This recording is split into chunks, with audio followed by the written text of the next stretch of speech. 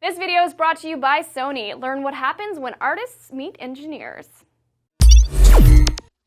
Hey guys, this is Jose Otero for IGN. I'm here with Marty Sleva. Hey. Recently, Marty and I went over to Nintendo and we played some of their spring eShop offerings, which was pretty cool. So we're going to go around and just kind of give you our impressions about, I think we played about 6 titles. Yeah, we played about 6 of them. They were spread out between 3DS and Wii U, and it was sort of Nintendo's kind of opening salvo into like a real, like a actual like push for indies. Yeah, that's right. And so yeah, I mean we started off with Shovel Knight. That's right. Which is the rad Yacht Club games. Yes. And as a Kickstarter, it's just sort of throwback, feels a lot like Castlevania and Mega Man, and we played the same thing that we've covered in the past. The game feels really good, sounds great. You got to hear some of the stuff from the soundtrack, right? Yeah, that's right. So I didn't know until recently, and this was part of my ignorance, that the soundtrack was being done by Jake Kaufman, who does a lot of work for Way Forward. He composes amazing stuff. I love his work.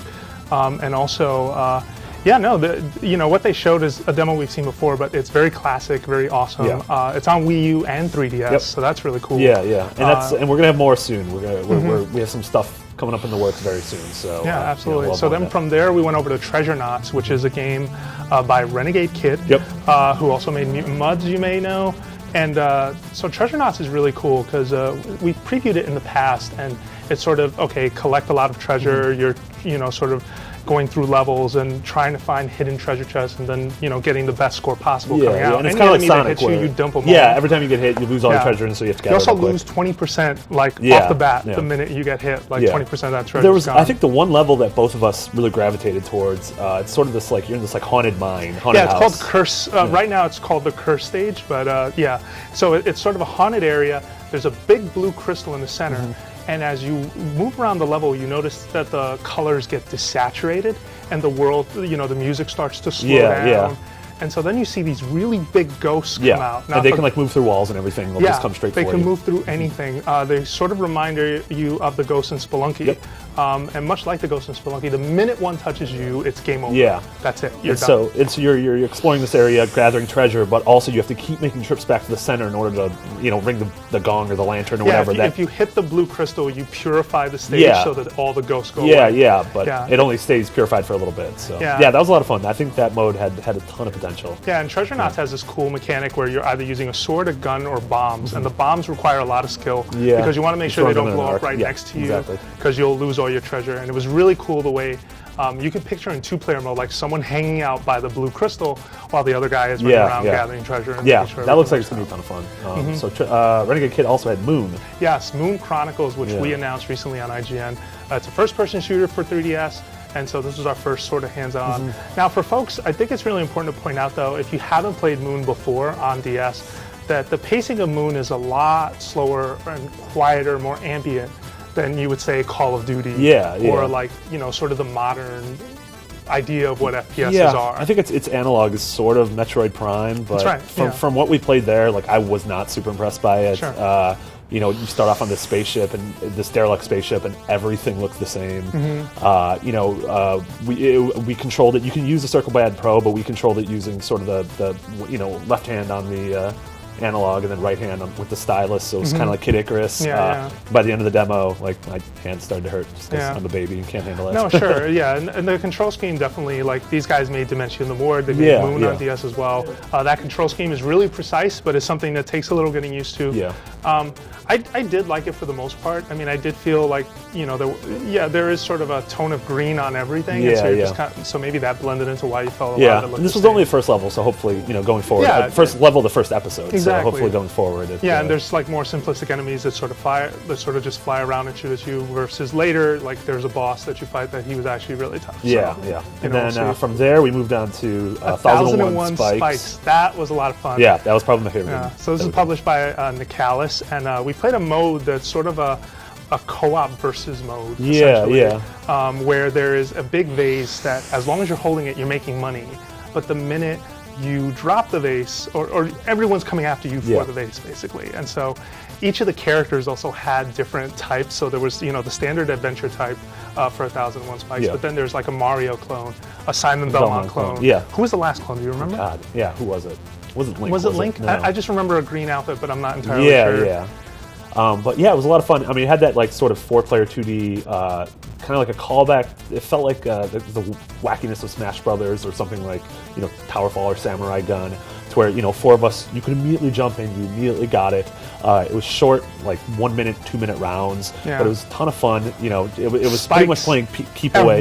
Yeah, spikes everywhere. You die like 1,000 times. Definitely one of those things that you know, it's a mode very much removed from the single player mode, but it's I think something that people are going to be able to have a lot of fun, especially if you can get 4 people into a room gathered around the same monitor. Yeah, no, it was a ton of fun. Yeah.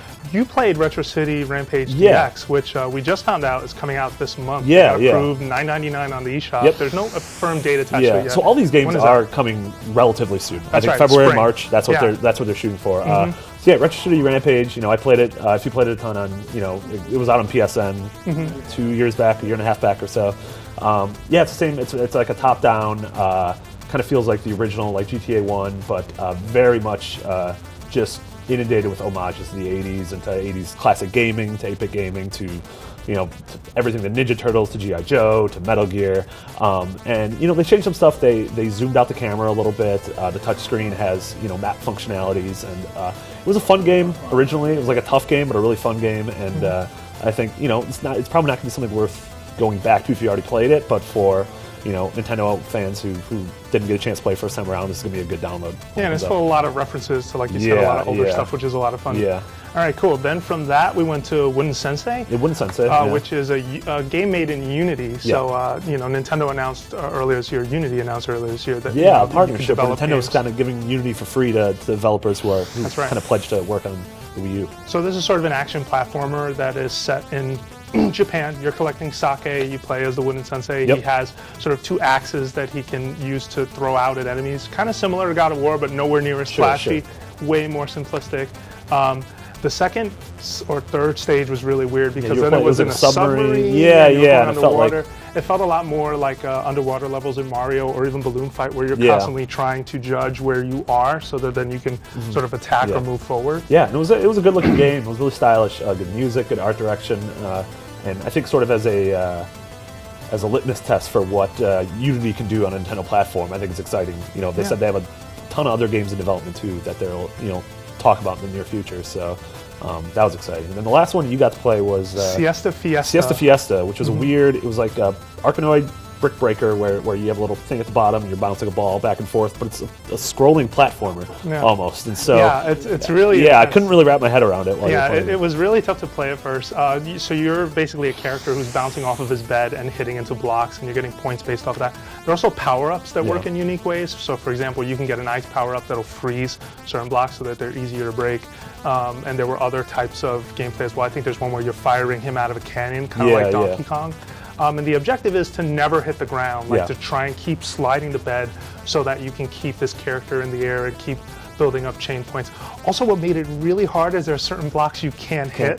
So there was this one stage where my score just went to complete garbage. Yeah, because you kept hitting. Because I kept hitting those blocks. It was awful. Yeah, and that was this is a 3DS game. This is a 3DS game. It's really strange. It's got a very sort of vibrant and weird art direction, but you know, it's trying to have fun. It seems to be fun, and if you dig sort of that classic Arkanoid brick-breaking vibe, it would probably be up your alley, I think. Yeah, I mean, I think the big takeaway from the showcase was, you know, the lineup's not as strong as like what Sony has on PSN or what even like some of Microsoft's better, some of arcade lineups, but it shows that Nintendo is making a push for these. Like these indie games, they want to, you know, kind of give them their spotlight. And you know, this was a good sort of litmus test in terms of, you know, a big variety of games. You know, it didn't have that like Braid or Journey or Limbo, but you know, as a starting point for Nintendo, I think this is, you know, it's exciting. I think Nintendo fans should get excited with, you know, this slate of games coming this spring, and you know, we'll see what's coming in summer and fall, and, you know, next year. No, definitely, and Nintendo's definitely trying to build awareness for us, right? Like last year, one of the great word of mouth games was SteamWorld Dig, which none of us saw coming, and I don't think Nintendo saw it coming too. And I think that an event like this was aimed to kind of show us, hey, this is what we have coming. This is what's cool. Put it on people's radars before it comes out. Let people know. And I agree with you. It doesn't have quite the ambition of what Sony goes for with their indie exclusives. But at the same time, it shows a lot of effort and I think a lot of growth for them. Hopefully they continue to, you know, promote that and, you know, then go for someone like Cappy Games or one of the other, you know, bigger sort of indies that make, you know, really cool sort of projects, and we hope that happens. Yeah, for sure. So for more eShop, indies, game coverage, make sure you keep it, and Nintendo actually, of course. Nintendo coverage as well. Make sure you keep it right here at IGN.